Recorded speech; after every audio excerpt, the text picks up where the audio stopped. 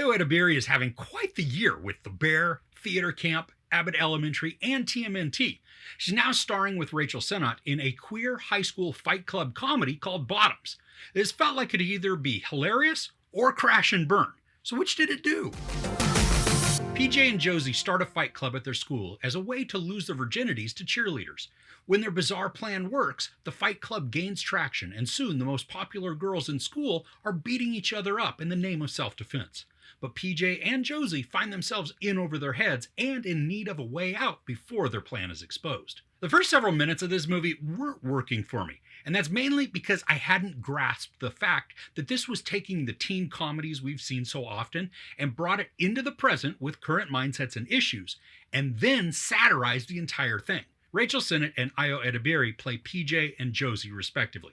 Now, they've been best friends since they were very young, and they're both gay. They're not popular at school, and also, strangely, they consider themselves ugly. And I think that's where some of the initial satire and message comes into play, because these two young actresses are clearly not ugly.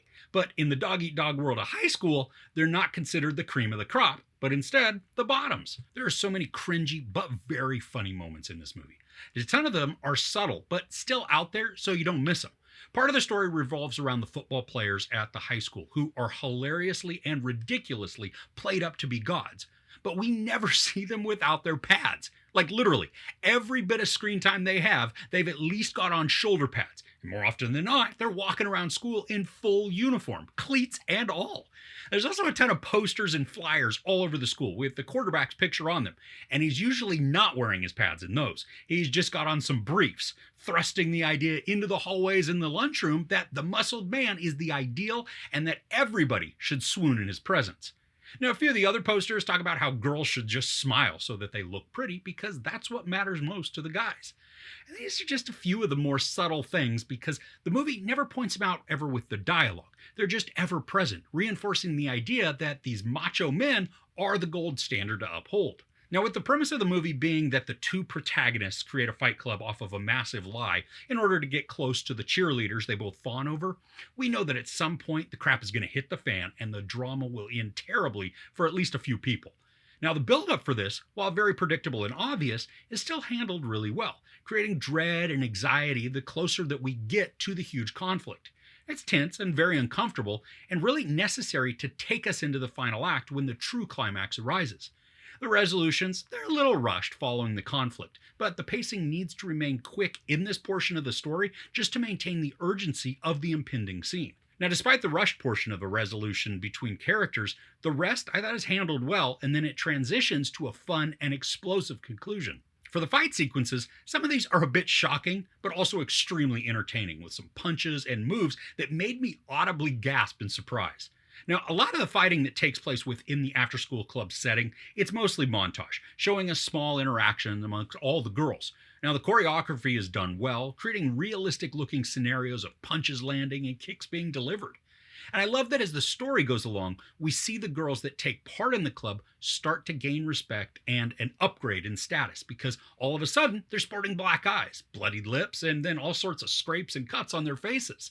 I mean, it's biting in a way that showcases the only attention that some of these people can receive is when they look like they've been drug across the pavement. It's also very unsettling that it's seen as a badge of honor to have such violence poured out on them. Now, just about at every turn, the story is inserting some visual or story element to continue the satire. Marshawn Lynch brilliantly plays a teacher that most of the characters have, and his conversations, looks, mannerisms, behaviors, they all sting of some trait that we've probably all encountered at some point. And girls and young women, they deal with that on more of a regular basis. Now, at one point, Lynch is blatantly looking at a magazine that would be clearly unacceptable to have out at school, but he doesn't work to hide it or even obscure it when he's talking with students. There's a level of bravado and disconnectedness that's being portrayed here.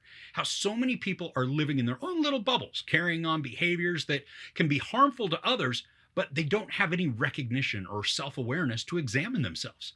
Now, the beauty, though, with Lynch's character is that he also displays a ton of growth. He's one of the few adults that we watch who changes in their behaviors, so it's awesome to see somebody who's not static just all the way through. Now, going back to the football players for a minute, I love how much the film is making fun of the macho jock masculinity cult. The quarterback, who's also apparently the school deity, he will shout his own name when he spikes the football. Or heck, even when he stands up in class. I mean, it's so funny the way that the characters embody brainless antics. And the movie's not picking on football in particular. It's just the personification that's chosen to point out how the groupthink of that culture is ridiculous, upheld as the ideal, and then worshipped by so many. Now, the movie's a quick one at just 92 minutes. It's mostly efficient in the storytelling, still giving us some character development and story depth while moving along in the narrative.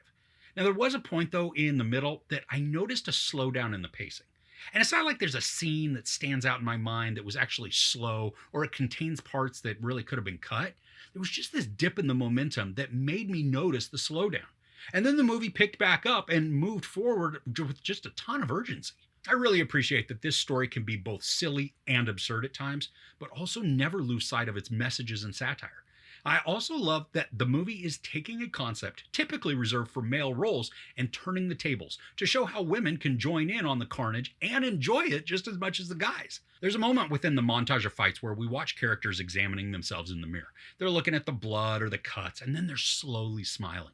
Now, it reminded me a bit of Green Street Hooligans when Elijah Wood's character, he realizes that he can take a punch, that he's not made of glass, and then the confidence that that knowledge provides. We see the same thing in these girls' faces. I thought it was awesome. A few of them go from meek and quiet to fierce warriors who would jack you up if provoked. Now, Bottoms is a lot of fun, with charismatic characters and a poignantly relevant storyline. Expectations are subverted in this comedic satire, allowing the underdogs to rise up and take on those who've held them down. The story arcs are predictable, with the dramatic beats being telegraphed well in advance, but the camaraderie, friendship, and character lessons pull it all together with surprising violence, comedy, and carnage. Ayo Edebiri and Rachel Sennott lead a talented cast on a rough and tumble high school experience filled with irony and cringiness, but also a massive helping of truth.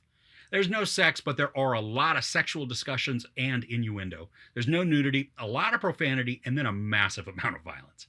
I give Bottoms 4 out of 5 couches. So what's a good satirical movie or maybe series that you've seen recently? Let me know about it in the comments below. If you enjoyed this review, please give it a like. Also, don't forget to share and subscribe. I'm Chris. This is Movies and Munchies. Thanks for couching with me.